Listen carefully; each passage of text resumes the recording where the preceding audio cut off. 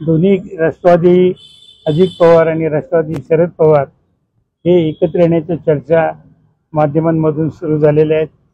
कार्यकर्त्यांमध्ये देखील ते आहेत। कार्यकर्ता हा संभ्रमावस्थेत आहे। जो पवार साहेब जो निर्णय घेतील त्या निर्णयाशी मी सतत बांधील राहिलेलो आहे। भविष्य काळामध्ये देखील मी पवारांची साथ कदापि सोडणार नाही। पण येत्या 14 तारखेला प्रदेशची कार्यकारिणीची बैठक आहे आणि त्या बैठकीला मी जाणार आहे। त्या बैठकीमध्ये मी माझी भूमिका स्पष्ट करेन की दोन्ही पक्षामध्ये मतमतांतर आहे। ती मतमतांतर असू द्यात, असण्याबद्दल काही नाही, परंतु काही हितसंबंधी कार्यकर्ते नेते या दोन पक्ष जर एकत्र आले तर त्यांना त्यांच्या भविष्याची काळजी वाटते। आपल्याला माहिती आहे की गेल्या आठवड्यामध्ये पवार साहेबांची तुमच्याशी अनौपचारिक चर्चा करत होते, त्यावेळेला त्यांनी काही मत व्यक्त केलं। त्यावेळी मी देखील त्या ठिकाणी होतो आणि गेली काही दिवस दोन्ही राष्ट्रवादी अजित पवार आणि राष्ट्रवादी शरद पवार हे एकत्र येण्याच्या चर्चा माध्यमांमधून सुरू झालेल्या आहेत। कार्यकर्त्यांमध्ये देखील ते आहेत। कार्यकर्ता हा संभ्रमावस्थेत आहे। पण परवा पवार साहेबांनीच काही गोष्टीचं स्पष्टीकरण केलं आणि या बाबतीत म्हणले या निर्णय प्रक्रियेमध्ये मी नाही, सुप्रियाताई, जयंतराव ही मंडळी त्या संदर्भामध्ये निर्णय घेतील। आता ज्या वेळेला सुप्रियाताई निर्णय घेणार आहेत म्हटल्यानंतर त्या काय निर्णय घेतील याची आज मला कल्पना नाही, पण एक नेता म्हणून त्यांच्या कानावरती सध्याची जी काही परिस्थिती आहे, कार्यकर्त्यांचं जे काही मनोगत आहे, व्यक्तिगत माझं काय मनोगत आहे ते त्यांना सांगण्याचं माझं कर्तव्य आहे। म्हणून मी त्यांना एक सविस्तर पत्र 2 दिवसापूर्वी दिलेलं आहे। खरं म्हटलं तर मला त्यांची समक्ष भेट घ्यायची होती किंवा उद्या परवा 2 दिवसामध्ये मी भेट देखील घेईल। या पत्रामध्ये मी सध्याची आपल्या पक्षाची परिस्थिती, इतर पक्षांची परिस्थिती आणि या सगळ्या पार्श्वभूमीवरती येणाऱ्या स्थानिक स्वराज्य संस्थांच्या निवडणुका या सगळ्या गोष्टींचा परामर्श केला आहे। मी सुरुवातीलाच त्यामध्ये स्पष्ट केले की 1978 सालापासून मी पवार साहेबांचा एक छोटा सैनिक म्हणून काम करतोय आणि जो पवार साहेब जो निर्णय घेतील त्या निर्णयाशी मी सतत बांधील राहिलेलो आहे। भविष्य काळामध्ये देखील मी पवारांची साथ कदापि सोडणार नाही हे स्पष्ट त्याच्यामध्ये म्हणलंय।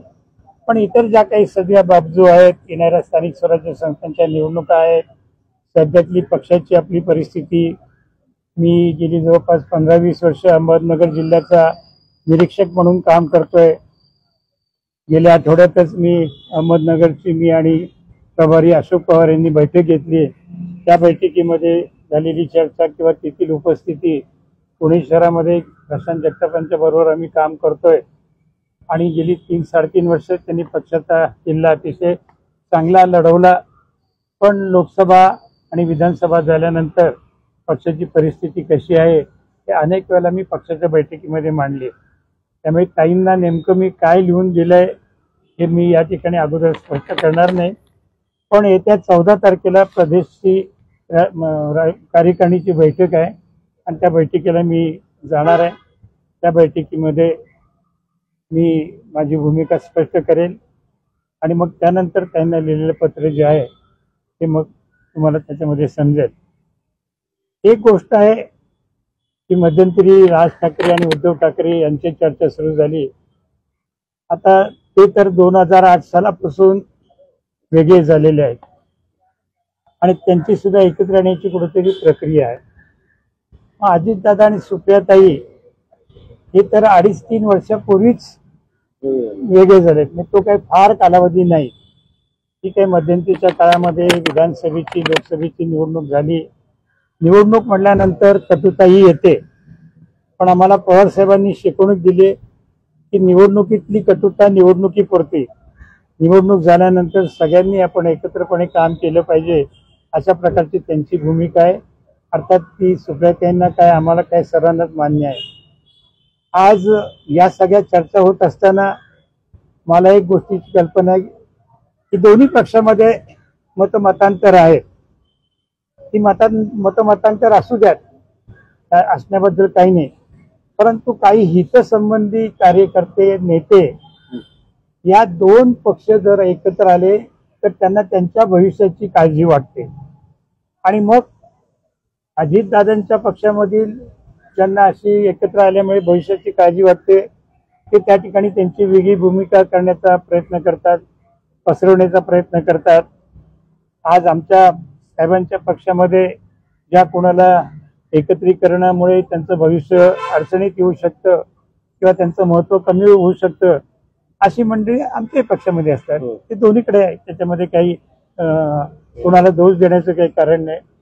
पण आता पाहूया, जे काही निर्णय व्हायचा असेल तो स्थानिक स्वराज्य संस्थांचं नोटिफिकेशन होण्याच्या अगोदर व्हावं या मताचा मी आहे.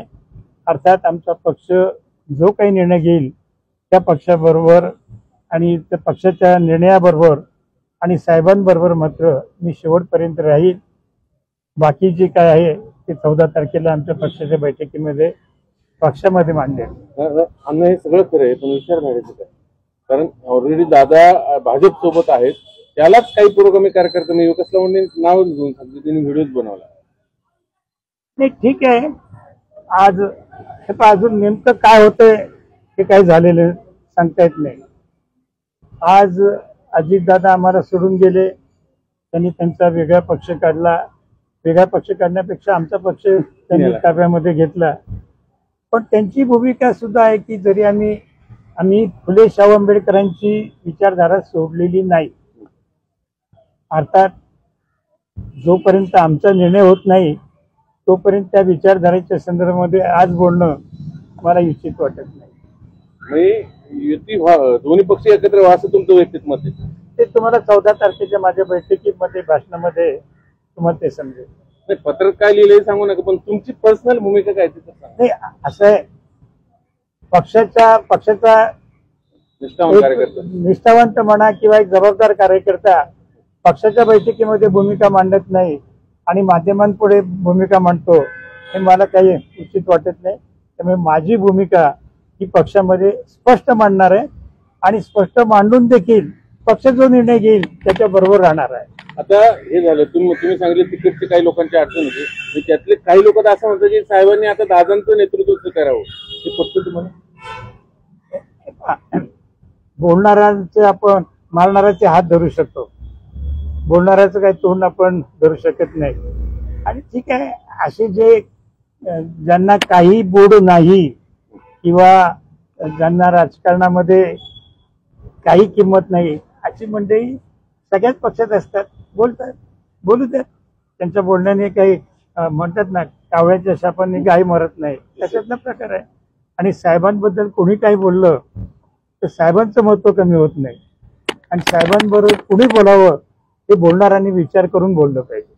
पुरोगामी विचार झाले, कारण पृथ्वीराज चव्हाण म्हणतात की पवार इतके दिवस पुरोगामी विचारधारेला धरून राजकारण करत आलेत, जातीवादी पक्षांच्या विरोधात ते भूमिका घेत राहिलेत, आणि आता जर ते या वयात भाजपसोबत गेले तर प्रतिमा. बाबा काँग्रेस पक्षाचे ज्येष्ठ नेते आहेत आणि बाबांच्या प्रतिक्रियेवरती माझ्यासारख्या छोट्या कार्यकर्त्याने किंवा त्यांच्या बरोबर ज्यांनी काम केले तेच प्रतिक्रिया देऊ शकतात.